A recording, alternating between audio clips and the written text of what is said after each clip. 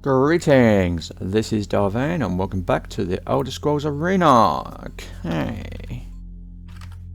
Well, we are currently exploring this dungeon. Ooh. Yeah. So, it's only a random dungeon, you know what I'm like. I like to try and do something in between.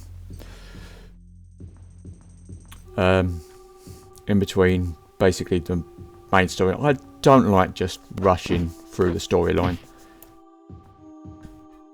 Like, there's a lot to love about Elder Scrolls Arena, and it's doing it a disservice if you're just kind of rushing through and not exploring. Admittedly, a lot of the exploring is kind of, well, seemingly pointless. Other than if you want to do it because of its modular nature. And by that I mean there's things to find. You can find them, you can find dungeons. Like this one. It's just that, you know, the effort it takes to maybe find a far out doesn't kind of reward when you could find basically the same dungeon. Well, not the same dungeon, but basically a similar dungeon right outside the doorstep and then just grind it. I mean, once you've found somewhere, coming in and out of the same dungeon is almost as effective as, you know, exploring for different dungeons. So in the end, you've kind of like, it's an open world game in that you can do what you want. The world is open for you to do whatever you want, but you don't really have much of an incentive to do a lot of it because there tend to be easier ways of doing it, and as such, a lot of the detail can easily be overlooked if you're kind of speed running the game. You know.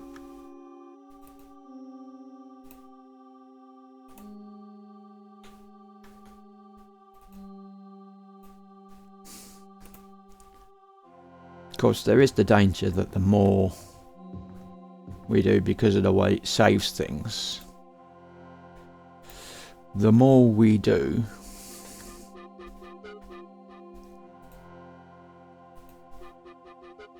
the more we end up, the more there's a chance that of the saves getting, well, slightly corrupted.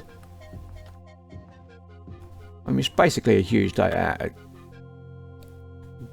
strings. Is like, okay, this module with this one, and this link goes to that, and you know, and yeah, a lot of things don't get saved. For example, the status of a dungeon after you've left it doesn't get saved.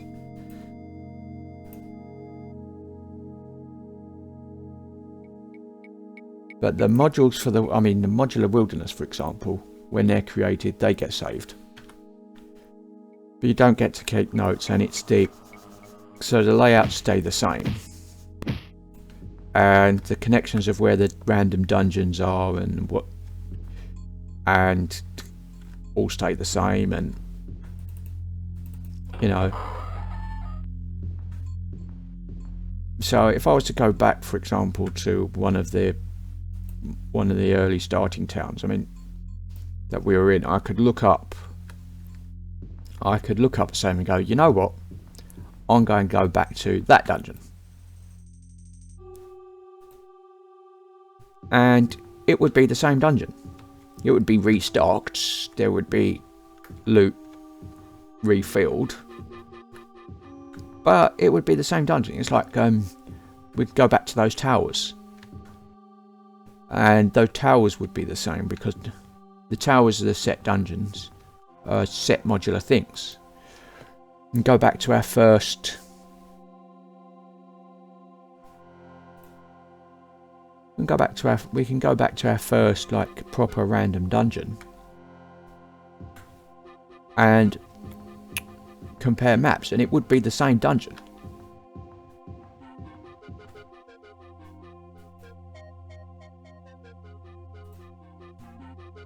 It would be exactly the same layout.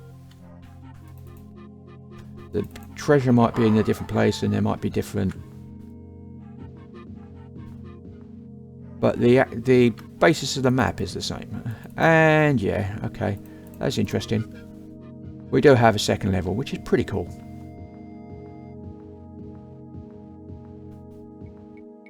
Okay.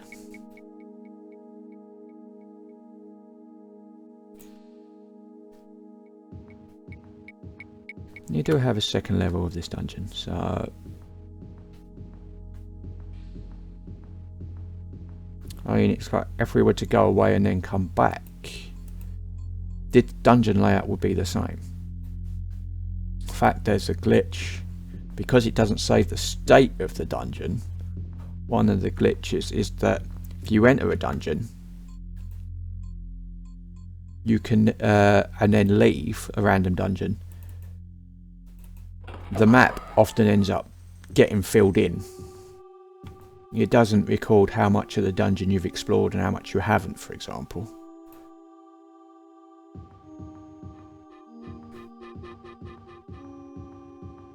Which is why you might see that I'm trying to exploring a dungeon, I won't go back and rest, even if it is like literally on the doorstep to a town. I won't get out the dungeon and rest until I've done the level. Simply because of that glitch. It kind of ruins a lot of the fun of exploration, really. It's similar to if I was to go down and then come back up, this level would end up explored. Because it doesn't strictly record the progress that you've made on the dungeon. Not so much with your set piece dungeons. They tend to get a bit more special treatment. But even so, I mean, it's a known glitch, but I don't particularly want to take advantage of. So I don't.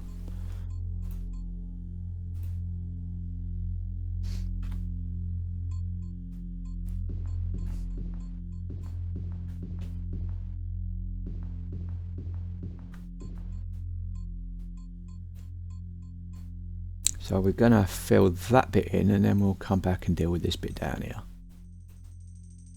And plus, generally, these dungeons are small enough that you can do one, maybe 2 levels or so, and get out with quite a lot of loot before you're having to deal with, like, you know, throwing away potions and stuff like that.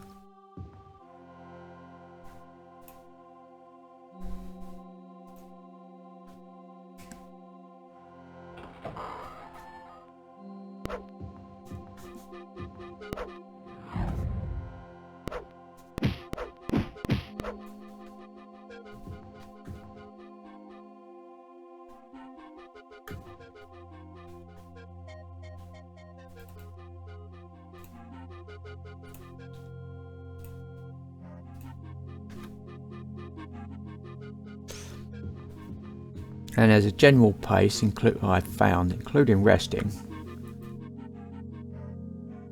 quite often we'll get maybe half a level done, half of a standard 4x4 level done every episode or so,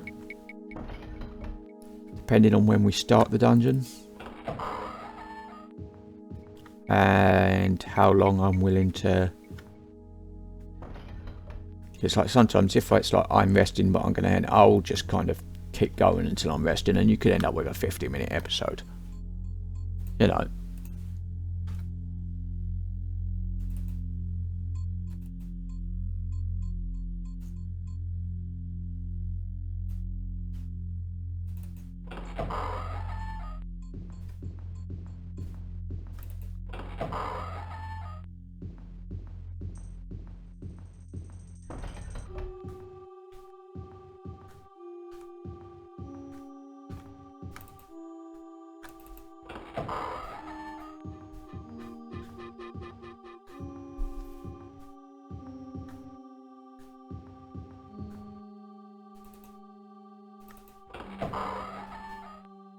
I mean, I have a lot of love for this game.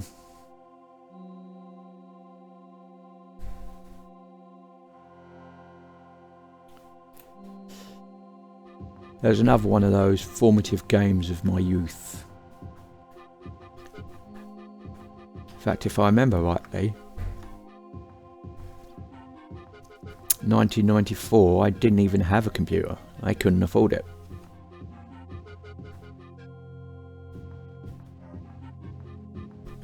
My parents were poor and PCs were expensive. But my uncle and my cousin was a massive computer fan.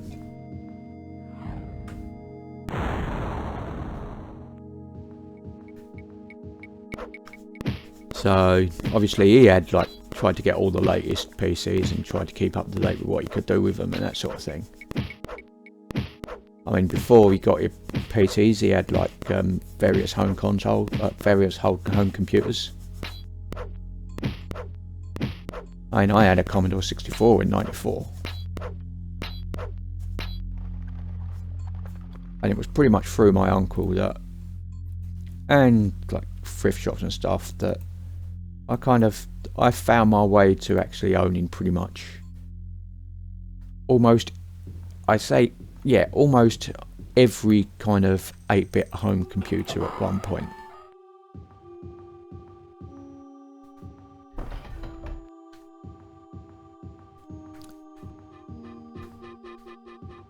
I mean, I can definitely say that I have used pretty much every home computer. I mean, there's a few really obscure ones I didn't get, but for most of the mainstream 8-bit home computers through the 80s and 90s,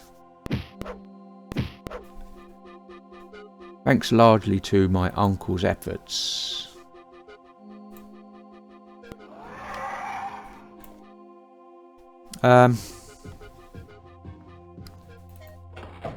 yeah, I kind of got to them. So I had the Spectrum, and I had the Commodore, and I had the, I think it's the Z81, and I played Apple, Apple computer, is it?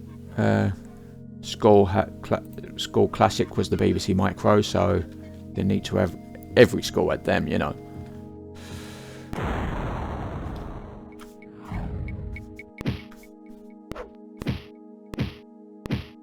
I mean, in order to remember, it's like I've got a book on retro console history, because like, and it's like, yep, add that one, yep, add that one, add that one.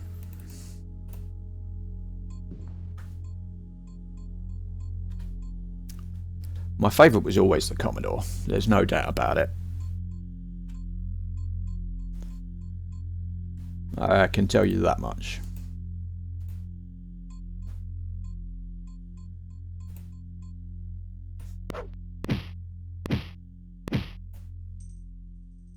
I mean, in the 16-bit era, well, I didn't really keep up to it, but I mean, I spent a lot of my childhood in hospital, so it was always like friends of friends that had consoles rather than me. So it's like I played the NES and I played the SNES, and it was like they belonged to friends. And then, so I managed, quite often you'd spend a lot of time in children's hospitals. People donate old consoles to hospitals, you know, or you'd get them in kind of, so it'd be like the SNES, and you'd get the SNES and they'd maybe get a few games, or have games built in. And I spent so much time as a child in hospital, I pretty much learnt I pretty much mastered like Super Mario World, which was the common game that was bundled with such consoles back in the day. And then at some point, I can't remember when, 93, 94, when I had a Commodore 64. My stepdad was mostly into consoles. He had like the Sega Genesis, Sega Master System, the converter, that sort of thing, and that was his kind of thing before he went to PlayStation.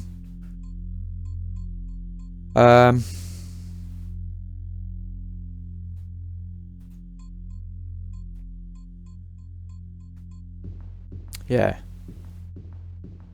I, on the other hand, I got the SNES and got into The Legends of Zelda. You know, my first game was A Link to the Past. That's always been like an all-time classic as far as I'm concerned. One of my favourites. And the few games I actually cried at the end because of how happy the ending was. You know. But in terms of poverty, if you can call it that, you know, when you're playing the Super Nintendo on a black and white TV, so you can't tell the difference between black and red because of the way it shows up on a level, on basically a burning level, they're quite difficult, you know.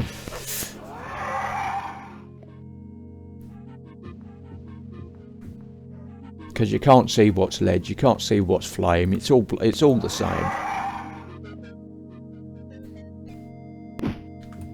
Because to a black and white television, it's just shown as dark. It's just dark. It's all dark. Therefore, it's all the same.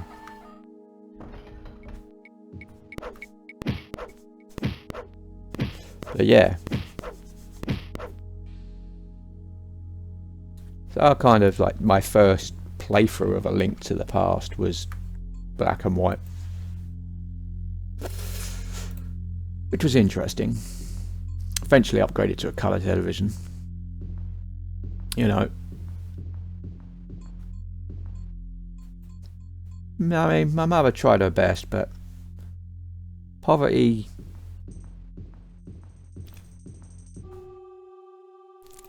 yeah. You know, and it's ironic because it's not poverty as in you can't afford to pay the rent, you're out on the street poverty. It's your child can't afford to keep up with their peers kind of poverty. You know, children having free school meals and cheap dinner, cheap trainers, and that sort of poverty.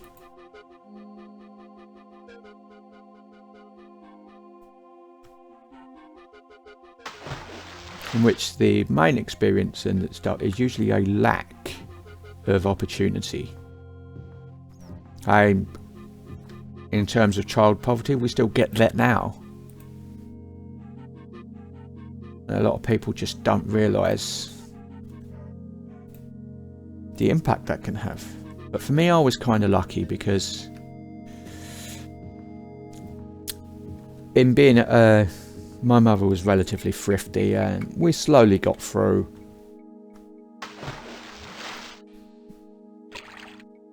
So it's not like we were starving or anything, or that we were homeless, but we slowly got through. And in that process, I slowly picked up various bits. I mean, I've always been in. I've been into computers from a very young age.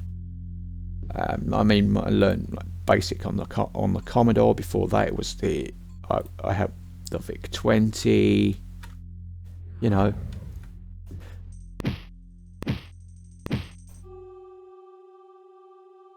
And for me, I was always on the lookout for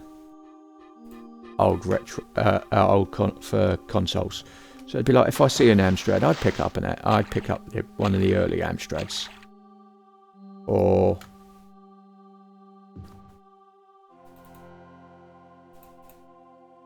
if I saw a ZX Spectrum or whatever, it doesn't matter. It'd be like, it didn't matter what games it had, it didn't matter what. I mean, the console itself, learning the language, seeing the different things you could do with the tech, that sort of thing. That was always what I was interested in.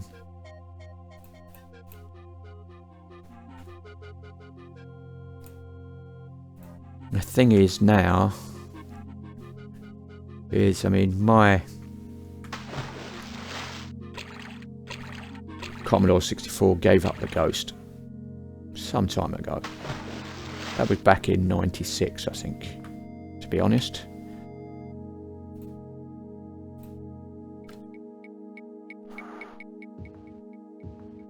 And it was about then that kind of my mother saw my love of computers, and so kind of gave in, and we got our first PC, although it was on rip-off prices as hire purchase. I think we paid. I mean, it was to be honest, it was the console we had was the computer. My first computer was absolutely rubbish. Yeah, all told, we must have paid over £1,000 for that.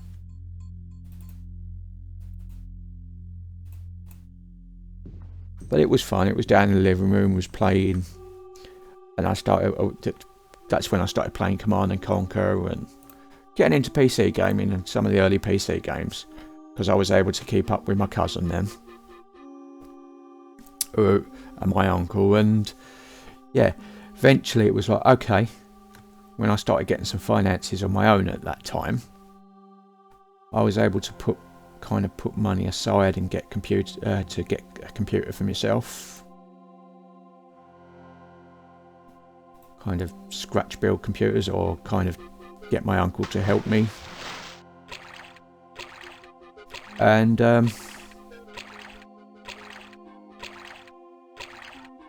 yeah, basically it grew from there.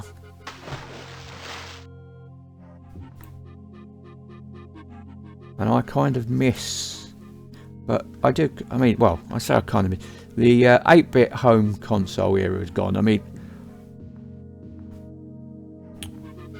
Commodore 64 had been was being outdone by the Amiga and out by the SNES by then, so people weren't keeping it up. It was a bygone era by then. And when my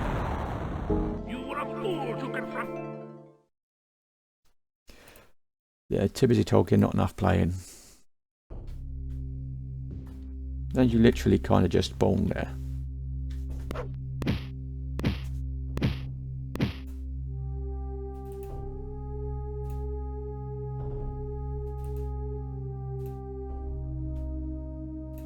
Okay. So yeah, it was a very changeable period, but then the tech was very changeable too. And I kind of grew it. I wasn't particularly brilliant. Oh, you've hung now, ain't you? Yeah, okay. Be right back. Okay, and I am back, and yeah. Not quite sure what happened there. I just kind of hung while we were resting. It just kind of... Still got a rest though. Just... It sometimes happens. Memory leaks and complete lack of backwards compatibility. So people are like kind of having to reverse engineer like all this tech. You get the same with we get the same with emulators, and I must say I do love emulators. I mean, after all, that's what DOSBox is, right? But I do kind of... I just wish I had... Like, for example, I mean, I could easily fill my time up with Commodore emulators and stuff, Spectrum emulators, all those early. I mean, the early, as well as the NES and SNES. I do like that emulators as well. I got myself a mini NES and a mini SNES, but to be honest, given that, I mean,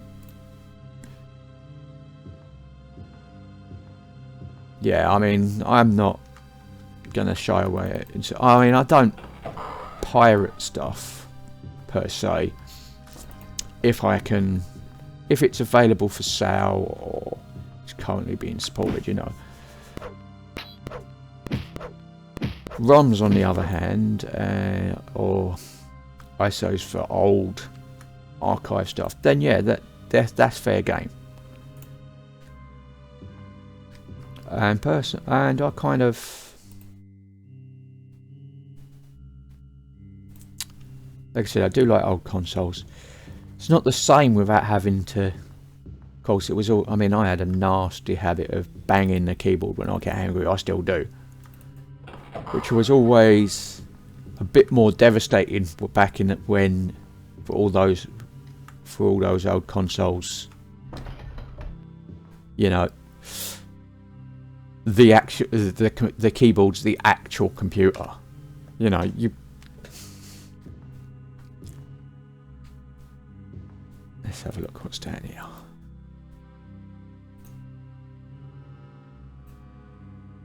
You know, it's just, you see those videos where people just go, right, I've had enough, and a rage smashing, and it's like, yeah, I sometimes, I'm gonna admit, I do that. It's curbed a lot, but I have spare keyboards all around simply because the habit that I had literally of getting my rage out by smashing a keyboard up. Not good. But sometimes when you got to get it out, you got to get it out, right? See, I think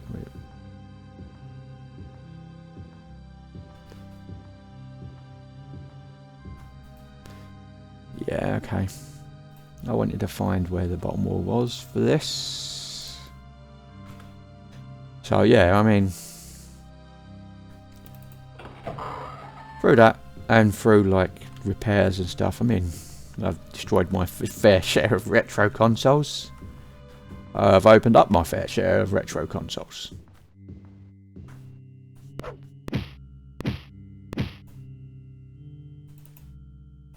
You know,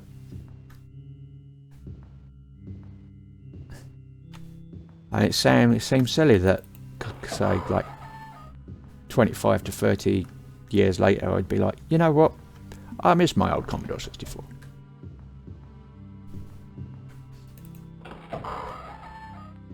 You know.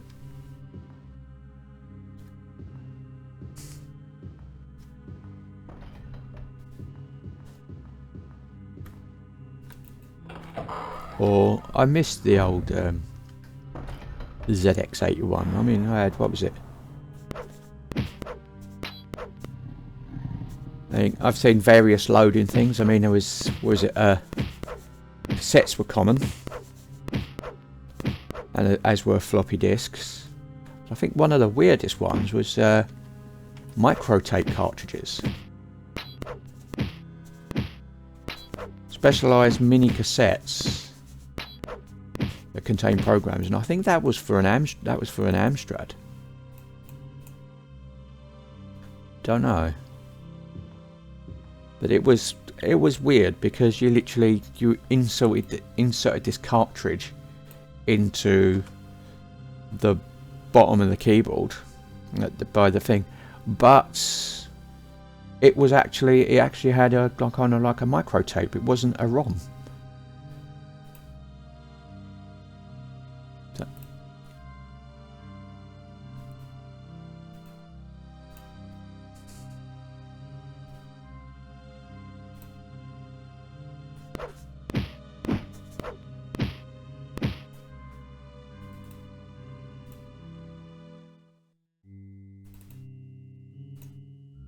Yeah, so I mean that was probably one of the weirdest. But yeah.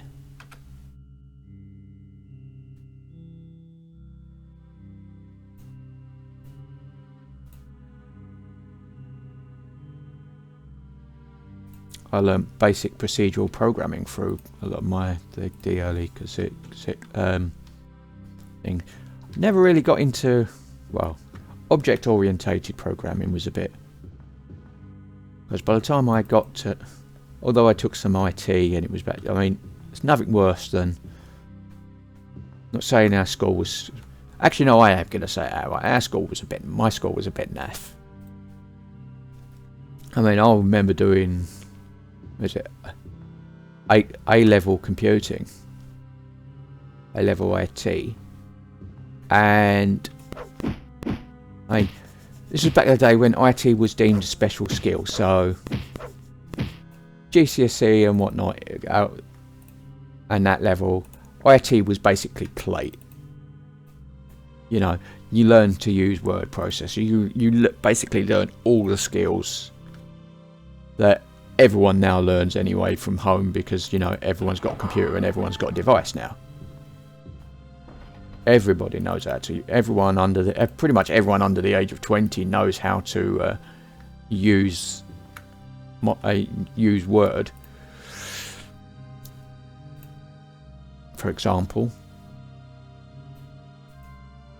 Let's get this out of the way. What you got? I'm going to drop you. Drop you. Couple of plate helm, a steel helm.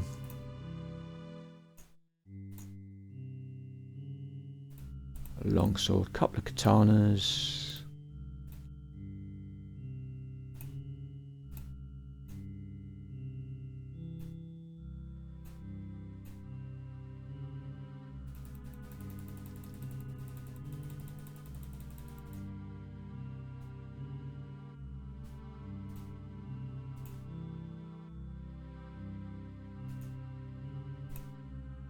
You know, so yeah, and for A level it was like, okay, that would be when you'd start pretty much learning programming.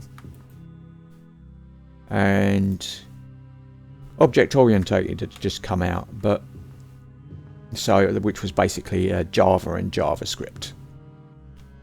Seems easy now. I mean, I've taken Code Academy courses on JavaScript.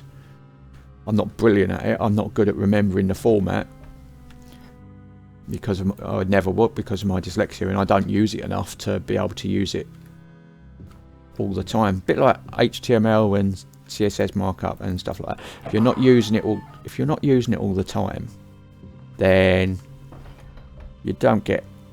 It's easy to lose the practice. You know, if you're not using it all the time, then you don't get to memorize standard commands for certain things. You know. Which is fun, because I always found, like, I mean, I love doing computing courses, for example, and doing all the early stuff and whatnot, and doing whatever, and then it comes, okay, how do I apply this to what I want to do now? And I think the hardest part is quite often it's like, yeah, I love doing it as a hobby,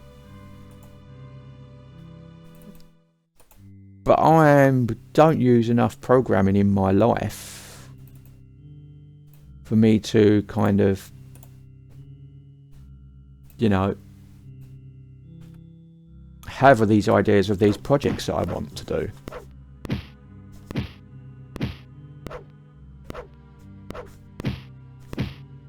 So once I stop doing the courses, I kind of forget pretty much what I've learnt, because I don't use it and maintain it, so it doesn't kind of go into my long-term memory.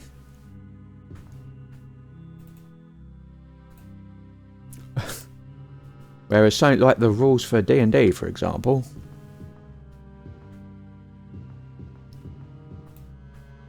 might not be able to quote chapter and verse on every spell, but I can pretty much tell you most of the third level mechanics for D&D 3rd edition, because that's how much I was using it. You know. But yeah, in my... I'll wrap this up in a minute. But yeah, my school I was doing... We were basically... We were so naff, with so limited resources, that we were learning JavaScript. Or trying to learn JavaScript. But the textbooks we had... You know, were for Pascal.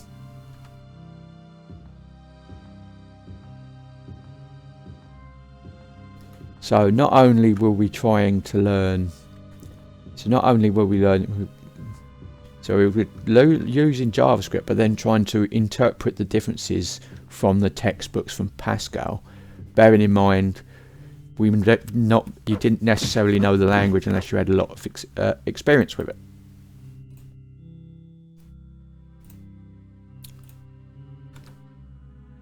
I mean, for me, I can understand. I mean, I've always turned around and said that pretty much my native programming language is pseudocode, because I pretty much learnt on a Commodore 64, so I learnt procedural language.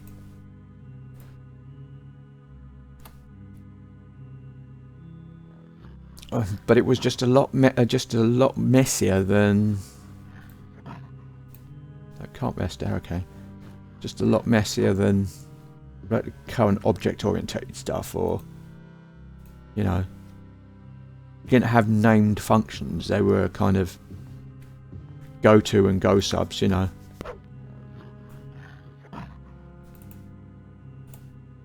Not that hard to translate now, because it'd be like, okay, this subroutine for a go sub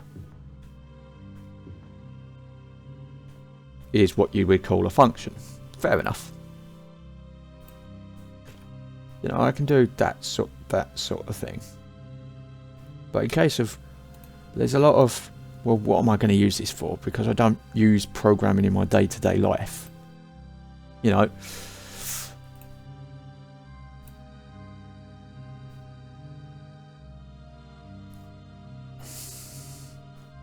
Anyway, I am going to leave this here. We are in here. This is Vane doing a Let's Play the Elder Scrolls Arena. If you like what you're seeing here, be sure to like, subscribe, share and comment. Please consider sponsoring me on Patreon. And until next time, goodbye.